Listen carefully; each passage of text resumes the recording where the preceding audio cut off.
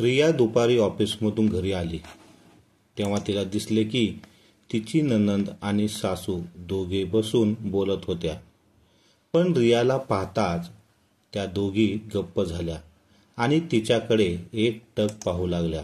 त्या नजरेत अस्वस्थता वाटत असल्यामुळे रिया काहीही न बोलता शांतपणे तिच्या खोलीत निघून गेली. तिने पटकन साडी बदलली आणि घरातील कपडे घातले. मग हात तोंड धुवून फ्रेश होऊन स्कार्फ घेऊन ती हॉलमध्ये आली. तेव्हा सासूबाई म्हणू लागली, हे बघ सुनबाई, तुझी नणंद माहेरच्या घरी आली आहे, म्हणून तू आता मस्त गरमागरम चहा ठेव आणि सोबत कुरकुरीत कांदा भजी बनव. खरं तर रिया आज खूप थकली होती, तरीही ती सासूच्या सांगण्यावरून लगेच स्वयंपाकघरात गेली. ती कांदा भजी बनवण्यासाठी कांदा कापू लागली. तेवढ्यातच तिची नणंद स्वयंपाकघरात आली आणि फ्रीजमधून थंड कोल्ड्रिंकची बाटली काढून ग्लासमध्ये ओतत म्हणाली, वहिनी, भजी सोबत ताटात कोशिंबीर आणि शेंगदाण्याची चटणी सुद्धा तयार कर. आज रियाच्या पाठीत खूप दुखत होते म्हणून ती हळूच म्हणाली, ताई प्लीज तुम्ही चटणी बनवा ना. आज मी खूप थकले आहे आणि माझ्या पाठीत सुद्धा दुखत आहे. तेव्हा तिची नणंद रागाने म्हणाली, हे बघ वहिनी, बाहेर कामाला जातेस आणि माझ्या आईला थंड जेवण खायला घालतेस आणि आता तुला चटणीही करता येत नाही का? चटणी बनवायला एवढी मोठी काय मेहनत करावी लागते? असे म्हणत ती कोल्ड्रिंकचा ग्लास घेऊन स्वयंपाकघरातून बाहेर पडली. आपल्या नंदचे बोलणे ऐकून रियाच्या डोळ्यात पाणी आले. जरी ती तिची स्वप्ने पूर्ण करण्यासाठी नोकरीसाठी घराबाहेर पडायची, पण कामाला जाऊन सुद्धा ती घरातील तिची सर्व कर्तव्य व्यवस्थित पार पाडत होती. आता जर तिने सकाळी नाश्ता करून दिला, दुपारसाठी वरण भाजी तयार केली आणि कामाला निघून गेली, मग दुपारी परतल्यावर गरम भात करून आपल्या सासूबाईंना जेवण दिले, तर मग थंड जेवण देण्याचा मुद्दा येतो कुठून? कारण तसेही ती जेवण वाढताना वरण आणि भाजी गरम करायची. आणि असे नव्हते की तिची नणंद आजच आली होती. तिची नणंद तर रोज यायची. त्याच शहरात राहण्याचा फायदा ती घेत होती. त्यामुळे रियाला दुपारी एक ना एक पदार्थ जास्तीचा तयार करून ठेवावा लागत होता. आज ती भजी बनवत होती. 2 दिवसापूर्वी तिने शेवयाची खीर आणि पुरी बनवली होती. तसेही तिची नणंद रोज येऊन सुद्धा चांगलेच जेवण असायचे. तरीही तिची सासू आणि नणंद तिच्यावर खुश नव्हत्या. उलट नेहमीच त्या दोघीही तिच्या कामाबद्दल तिला टोमणे मारत असायच्या. तेव्हा रिया त्यांना आपल्या कामातून दाखवून द्यायची की मी घराबाहेर पडले तरी पाठीमागे किती कामे करून जाते आणि प्रत्येक काम ती वेळेवर पूर्ण करण्याचा प्रयत्न करत असायची. कारण तिला वेळेचे व्यवस्थापन कसे करायचे हे चांगलेच माहिती होते. पण ज्याला दुसऱ्याच्या कामात असंतुष्ट राहायचे असते, तो व्यक्ती दुसऱ्याच्या कामात दोष काढण्यासाठी हजारो निमित्त शोधतो. रियाची नणंद नेहमी तिच्या आईला तिच्या सुनेला नोकरी सोडून घरी बसून सेवा करायला सांगत असत.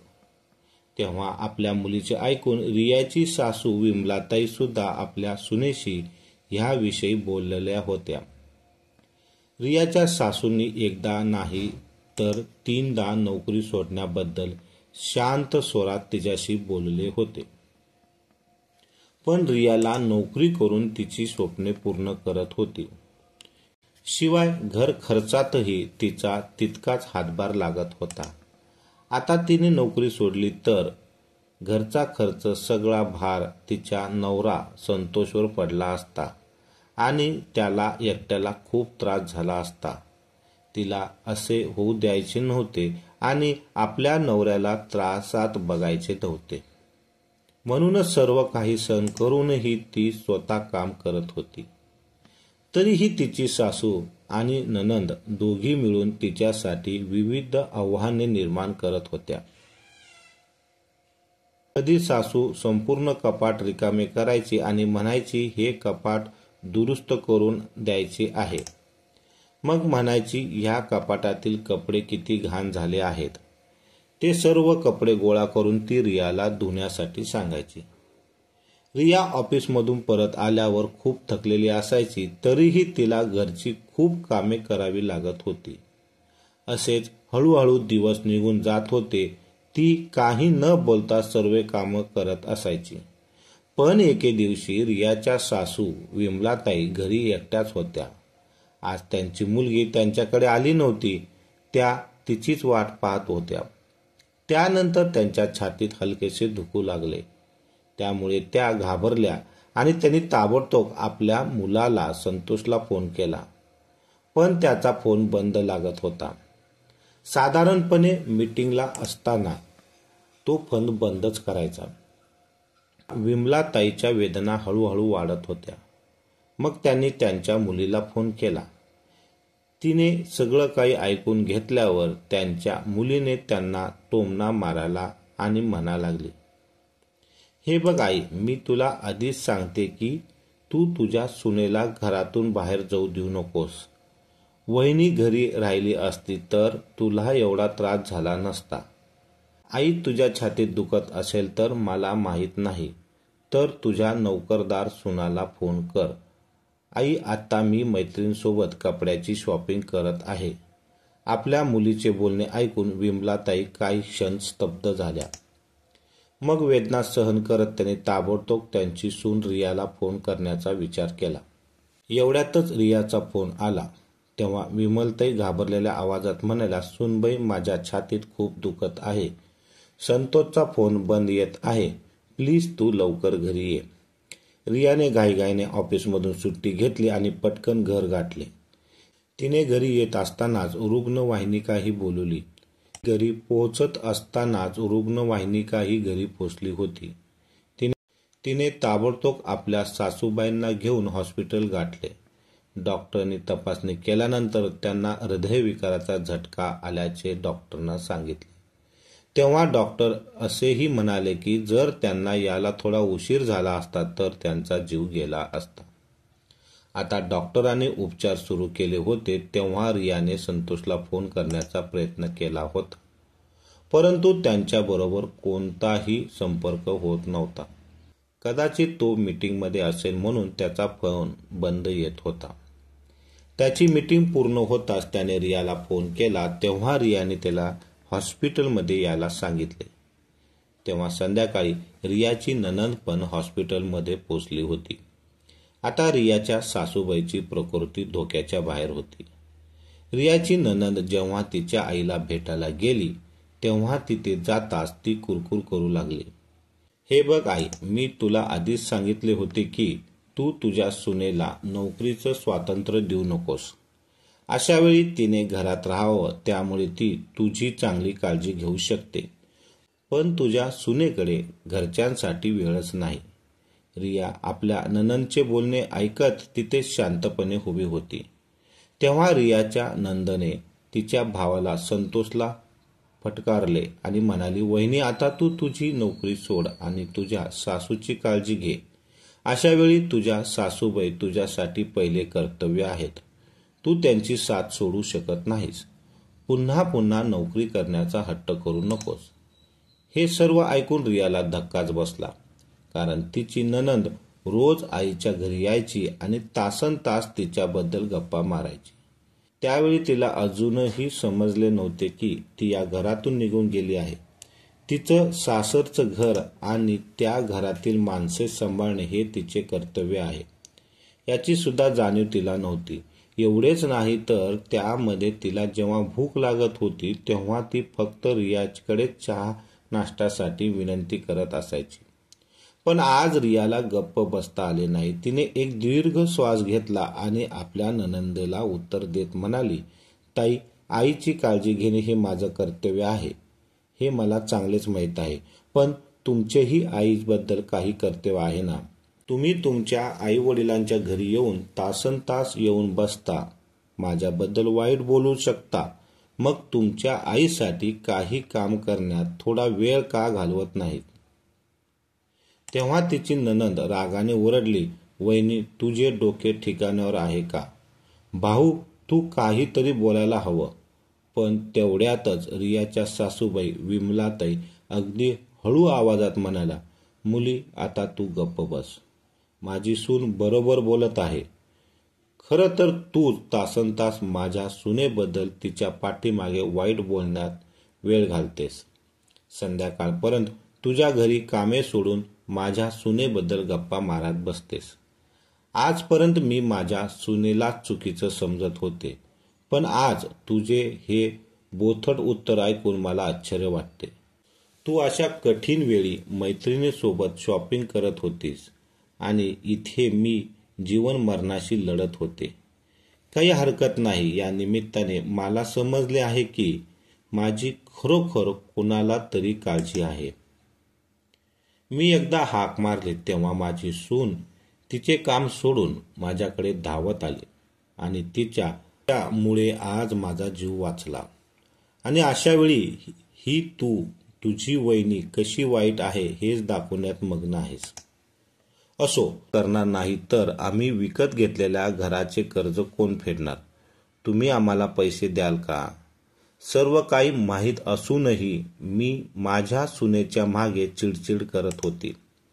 पण आजच्या काळात नवरा बायको दोघांनी मिळून काम करायला हवं हे आज मला समजले आहे. कदाचित तुला माहीत नसेल, पण मी पाहिले आहे माझ्या सुनेने हॉस्पिटलमध्ये पोचल्याबरोबर लगेच क्रेडिट कार्ड काढले आणि हॉस्पिटलचे सर्व बिल भरले. तिने काम केले नसते तर आज ती एवढी सक्षम असती का? हे बोलता बोलता रियाच्या सासूचे डोळे भरून आले आणि त्या पश्चातापाच्या नजरेत आपल्या सुनेकडे पाहू लागल्या. त्यातच त्यांची सून रिया धावत आली आणि त्यांच्या कपाळाला हात लावत ती म्हणाली, आई प्लीज आता तुम्ही जास्त बोलू नका, आराम करा. काही लोकांना समजत नाही की पेशंट समोर असं बोलायचं नसतं. तेव्हा सुद्धा तिची नणंद रागाने खूप काही बोलू लागली. मग रिया तिच्या नणंदेकडे पाहत म्हणाली, ताई प्लीज तुम्ही आता काहीच बोलू नका. या गोष्टी तुम्ही नंतर सुद्धा बोलू शकता. आता इथे बोलण्याची वेळ नाही आणि ही जागाही नाही. तेव्हा आईनेही आपल्या मुलीला सडेतोड उत्तर दिले आणि तिला समजावले की आता तिने तिच्या मुलीच्या आणि सुनेच्या संसारात ढवळाढवळ करणे फार काळ टिकणार नाही. रियाच्या नंदेला सर्व परिस्थिती आता लक्षात आली होती. त्यामुळे तिने विचार केला की आता आपली डाळ इथे शिजणार नाही. त्यापेक्षा आपण इथून निसटलेले बरे. त्यामुळे तिने हॉस्पिटलमधून पाय काढला. 2 दिवसांनी विमलताईंना हॉस्पिटलमधून डिस्चार्ज देण्यात आला. त्या आता घरी आल्या होत्या. त्यामुळे रियाची नणंद आता तिच्या आईवडिलांच्या घरी येत होती. पण आता पूर्वीसारखं काही राहिलं नव्हतं. आता आई आणि मुलींचा तो ग्रुप नव्हता. तासनतास त्या गप्पा मारत नव्हत्या. त्या आपल्या सुनेबद्दल म्हणजे रियाबद्दल काही वाईट बोलत नव्हत्या. आता तिची नणंद फक्त चहा नाश्ता आणि सणापुरतीच मर्यादित येत होती. कारण विमलताईंना सुद्धा त्यांच्या मुलीचे वास्तव समजले होते.